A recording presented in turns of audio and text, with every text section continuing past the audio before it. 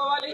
Police వారికి నమస్కరించి, ఎందుకంటే మాకు రక్షణ కల్పించడానికి ఇంత శ్రమపడి ఇక్కడికి వచ్చి ఇక్కడ ఉన్నందుకు, మాకు మైకులు మాట్లాడకుండా ఆ మైకులు తీసేసి మా గొంతును నొక్కేసినందుకు, పేద వర్గాల యొక్క గొంతును నొక్కేసినటువంటి పోలీసు వారికి చేతులు జోడించి నమస్కరిస్తూ, మనకు రక్షణగా వచ్చినటువంటి వాళ్ళకి చట్టాన్ని కాపాడే విధంగా ఉండాలని చెప్పేసి మరొకసారి తెలియజేస్తూ, రాజశేఖర రెడ్డి గారిని ఈ నియోజకవర్గంలో వైఎస్ఆర్ కాంగ్రెస్ పార్టీ చచ్చిపోలా. ఈ పల్లెలో ఈ రోజున ఎంతమంది మహిళలు వచ్చి వాళ్ళు ఉత్సాహంగా వాళ్ళ వంటలు వాళ్ళు చేసుకొని, వాళ్ళే కూరగాయలుగా తరిగి, వాళ్ళే అన్నం వండుకొని ఈ రాజశేఖర రెడ్డి గారి విగ్రహాన్ని ఈ రోజున ప్రతిష్ఠించుకున్నందుకు ప్రతి ఒక్కరు జగనన్న సైనికులకి చేతులు జోడించి నమస్కరిస్తారు.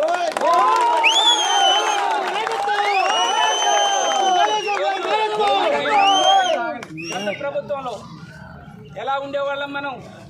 పింఛను కావాలంటే అడుక్కోవాలా ఎవరి దగ్గర కన్నా పోయి. తెలుగుదేశం పార్టీ ప్రభుత్వంలో ఏ రోజన్నా ఒక్కరికన్నా ఒక్క ఇంటి స్థలం వచ్చిందా? అడుక్కోవాలా. ఏ రోజన్నా అమ్మ ఒడి 45 సంవత్సరాలు దాటినటువంటి స్త్రీకి ఏ రోజన్నా పట్టించుకున్నారా? ఆసరా డబ్బులు ఏ రోజైనా వచ్చినాయా? జగన్మోహన్ రెడ్డి గారు బడికి పంపిస్తే అయ్యా మైక్ లేదు, నా గొంతు పోవాలని పోలీసు వారు అనుకున్నారు.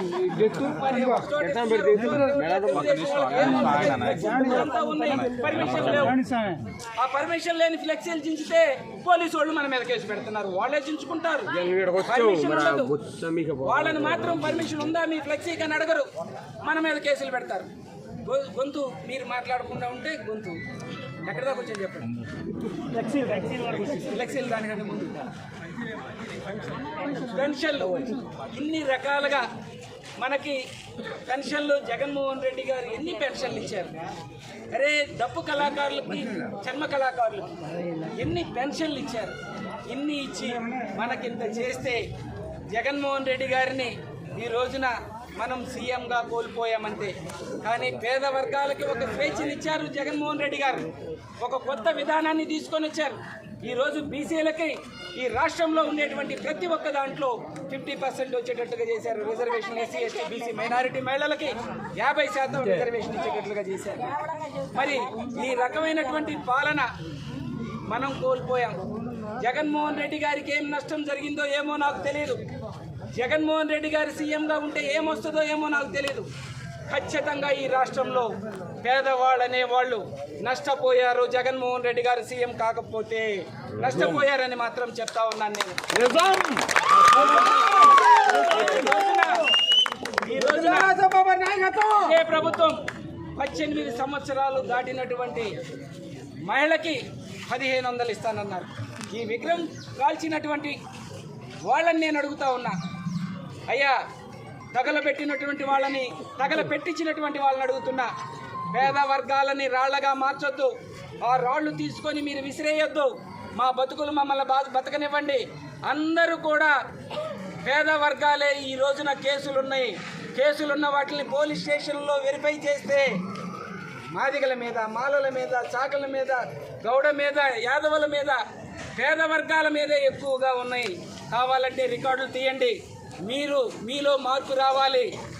తగలబెట్టండి అని చెప్తే మీరు తగలబెట్టండి, మేము వెనకుంటామని చెప్పండి. అయ్యా మాకు భయం వేస్తుంది, మీరు తగలబెట్టండి అని చెప్పేసి చెప్పండి. మీరు రోడ్లు వేయండి అయ్యా, మేము వెనకుంటామయ్యా అని చెప్పండి. అంతేగాని మీరు ముందుకెళ్ళొద్దు, గొడవల్లోకి వెళ్ళొద్దు, కేసుల దగ్గరికి వెళ్ళొద్దు, పోలీస్ స్టేషన్కి వెళ్ళొద్దు, మీరు కోర్టుల చుట్టూ తిరగాల్సిన అవసరం లేదని చెప్పేసి చెప్తా ఉన్నా. 17 మంది మీద మనం ఈ విగ్రహం దగ్గర ఉంటే, నిరాధ్యక్ష కాడుంటే మనల్ని కొట్టి, మన చేతులు ఎరగొట్టి పోలీసు వాళ్ళు మన మీద 17 మంది మీద కేసులు పెట్టారు. ఏం కావు, కోర్టుకు పోతూ ఉంటాం, వస్తూ ఉంటాం, కోర్టుకు పోతూ ఉంటాం, వస్తూ ఉంటాం. కానీ పేద వర్గాలలో ఏమీ లేదు. ఇదేంటి లోపల ఏముంది? ఏముంది ఇందులో? ఇక్కడ తెలుసు ఏముంది ఇందులో? ఏముంది దీని లోపల? గుప్పెడ మూసుంటేనే, గుప్పెడ తెలిసిన తర్వాత ఏమీ లేదని కానీ పేద వర్గాలు అనుకుంటే పోలీస్ స్టేషన్లు, జైళ్లు చాలవని చెప్పేసి చెప్తా ఉన్నాను. ఖచ్చితంగా పేద వర్గాల మీద వాళ్ళు చేస్తున్నటువంటి దురాగతాలని పోలీసు వారు దగ్గరుండి వాళ్ళని పేద వర్గాల మీద కేసులు పెట్టేసేసి రావడం, కేసు రాసేసి పెట్టడం, ఎఫ్ఐఆర్ అయిపోయిందంటాం. అదే పెద్దోళ్ళుగానైతే వాళ్ళ మీద ఎఫ్ఐఆర్ చేయరు, వాళ్ళ మీద పిలిపిస్తారు, వాళ్ళ ఇంటికి పోతారు, మాట్లాడతారు, వాళ్ళతో మాట్లాడుకొని అన్నీ చేసిన తర్వాత చేస్తారు. కాబట్టి మీరు జాగ్రత్తగా ఉండండి. గొడవలకు వెళ్ళొద్దు. మీరు గొడవ చేయాలనుకుంటే నాకు చెప్పండి, నేను వస్తాను.